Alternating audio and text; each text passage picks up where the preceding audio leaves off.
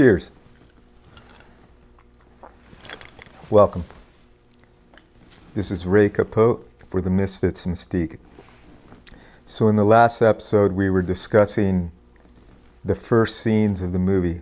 So Guido is going out to see Marilyn Monroe's car, which was ruined because these local yokels, every time they see her on the street in this gorgeous Cadillac convertible, 1959 Cadillac convertible, they try to strike up a conversation and they ruin the car. They smashed into it. The next scene is when Roslyn is going to the courthouse. Guido gives her and her friend Isabel a lift to the courthouse. The scene after that is when Guido, the mechanic, he had just left Roslyn and Isabel at the courthouse. He goes over to he's just driving and sees his good friend Gay Langland at the train station, and he waves over to him and they start talking. Cut over to Isabel and Roslyn. They left the courthouse and they're at the bridge, and Isabel tells Roslyn, Marilyn Monroe's character, why don't you throw your ring in? And she's smart enough not to do that. The next scene, they go over to Harrah's Casino, only a few blocks away, to get some drinks. Marilyn goes, let's have some drinks. And in that prior scene, Guido and Gay Langland agreed to meet up at Harrah's for some drinks as well. And that's when the four misfits get together. That leaves one more misfit, and that would be Perce Howland, played by Montgomery Clift, who they will meet later on. So after the Harrah's scene, we get to these series of scenes at Guido's house, his ranch house in the country. So after they all get there, we discussed how Marilyn Monroe, that would be Roslyn, and Guido, he takes her to the back room and he's talking about his wife, and he mentions that she died because she went into labor, she was pregnant, and he got a flat tire and didn't have a spare tire. So they walk back to the living room, and that's where Isabel says, is anyone gonna go out to the car and get that bottle of whiskey that I bought with my own money? So they get it, and then she starts pouring some drinks for the four, and that's where we left off in episode number 3, and that would be part 1 of the story of the Misfits, the plot. So they all sit down, and Roslyn is looking outside the window, upset about Guido's story about his wife, and she goes, I can't believe that she died because he didn't have a spare tire. And Gay Langland said to her, well, that's the way it goes, but it goes the other way too sometime. So they make a toast to Roslyn for the possibility of her staying in Nevada, and Gay makes a toast and says, here, put this in your thoughts and let me know how they come out. I thought that was a cool line. So they sit down, and Isabel is saying this spiel about how Nevada is the leave it state. So gamblers go out there and they leave their money behind. They lose it all. And husbands and wives go out there, and the husband will leave his wife, divorce her out there. And then bombs are dropped, and they're left out there, all the rubble and everything, because they had the nuclear test sites out there. And then Marilyn Monroe said, wow, it's sure awfully quiet here. And Gay says to her, yeah, it's the sweetest sound there is. And Roslyn says, you know, do you have a record player or anything?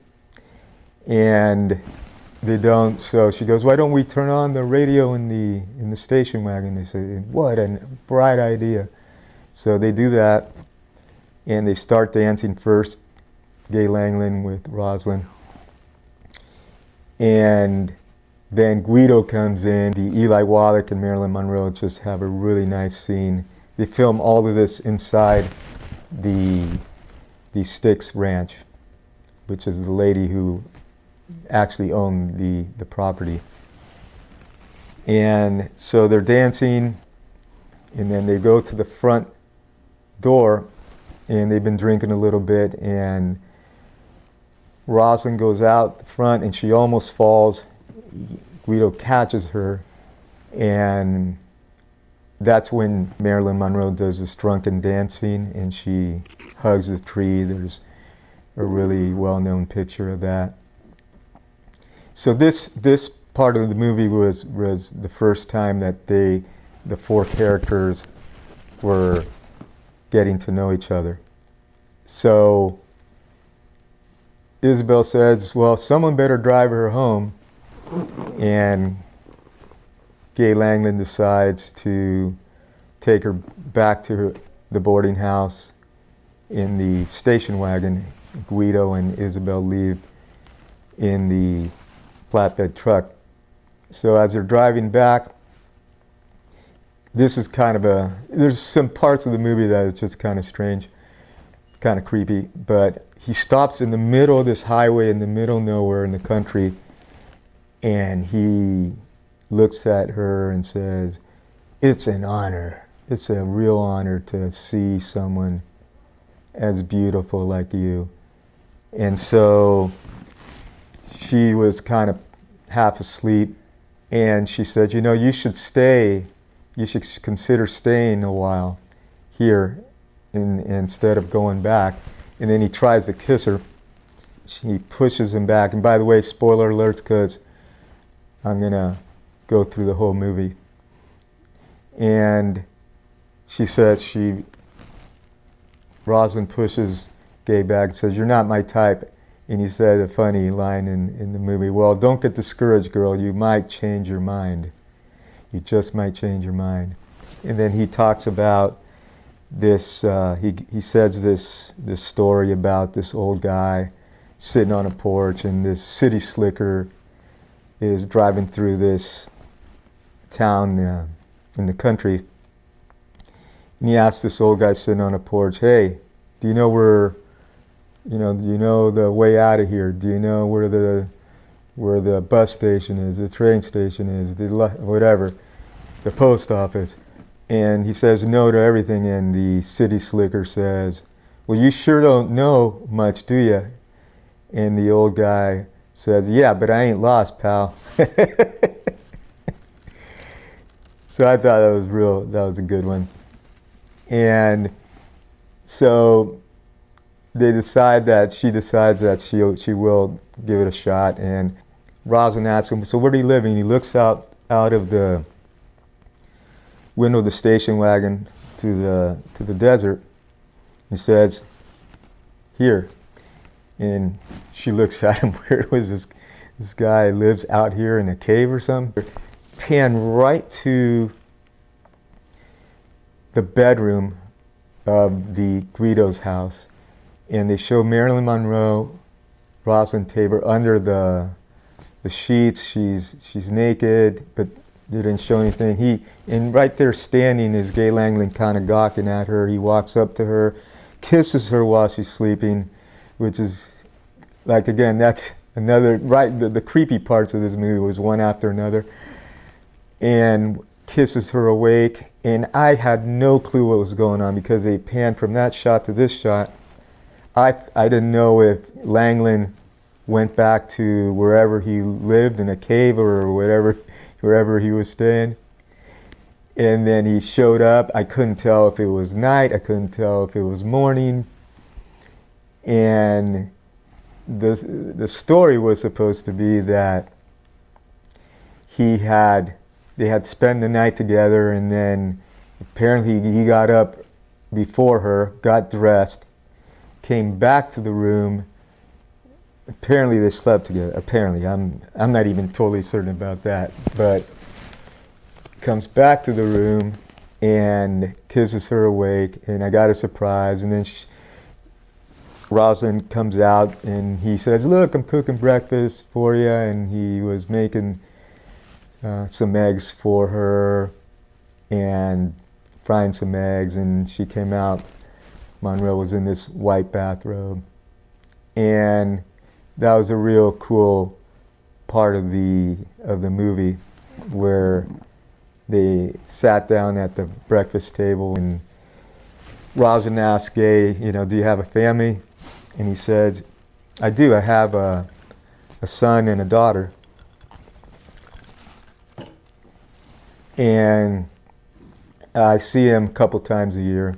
And she talked about how this guy that she knew, this lover, former lover, his wife was in the hospital giving birth, and he calls her from the hospital trying to hook up with her. And she goes, and can you believe it? His wife was giving birth, and he's calling me. So Gay says, all sorts of women come here from back east, and they hook up with a cowboy, and they do and tell him everything that they couldn't do back home. And cowboys are laughing at him. He looked pitiful. And then she asked him, well, have you ever thought of marrying again? And he goes, yeah, but never in daylight. And I thought that was really funny. And then she asked him, well, what happened to your first marriage? And he goes, well, I was walking around down the road, and then I came upon a car, and my wife was there with my cousin, of all things. And I thought that everything lasts forever, but nothing does. And then Roslyn says that, that's the one thing I can't get used to, is everything changes so quickly. And so one of the funnest parts of the whole movie was, it just captured Marilyn Monroe perfectly when they went out the front porch and it's missing the steps. Because, as you recall, she almost fell down. Guido caught her in the earlier scenes. And she says, what about those concrete blocks over there? And Gay Langley says, yeah, you're right, I can use it. Throws those down, and Marilyn Monroe runs out onto the steps, onto the front third area there.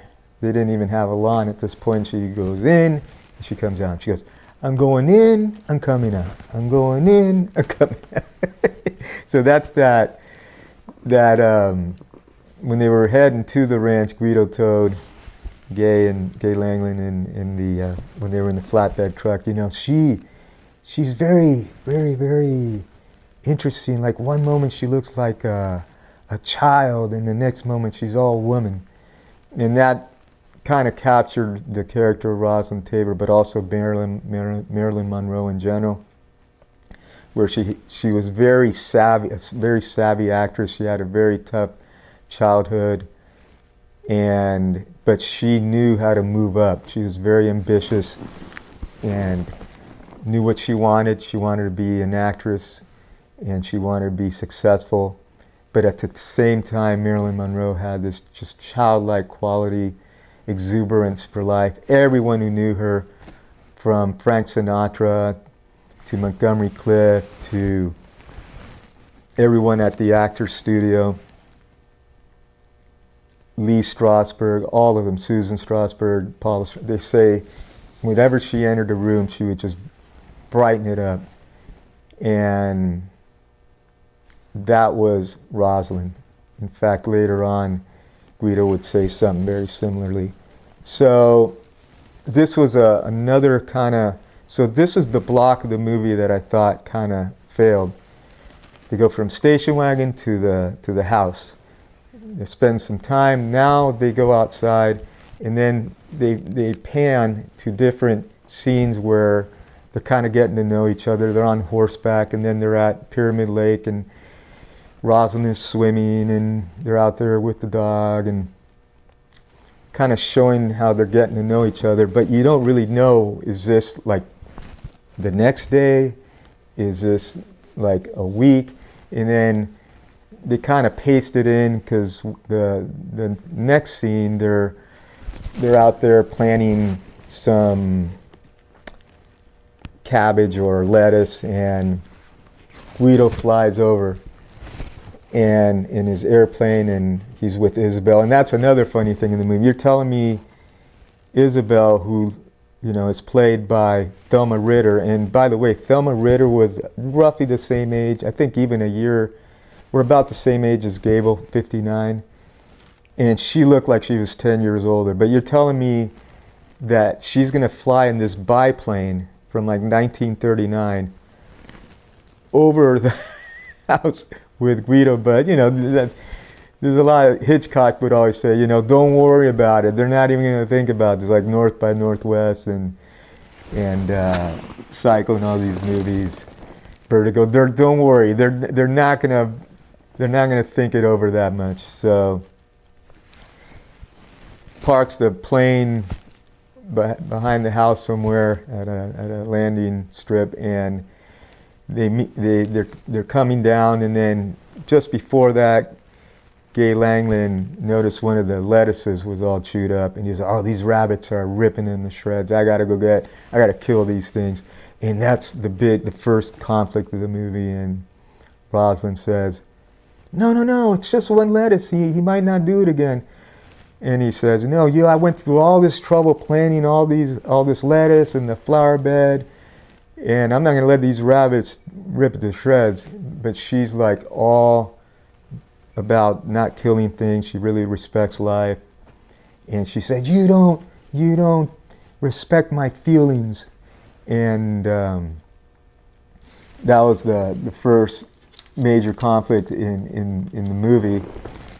And Gay Langland says, "I went to all this trouble." So he's the pragmatist, and she's the one that's all heart and very sensitive about killing things. And that'll come into play later on when they're going to go out to chase these Mustangs. So that's the end of part 2. Thank you for watching. This is Ray Capote for the Misfits Mystique. Cheers.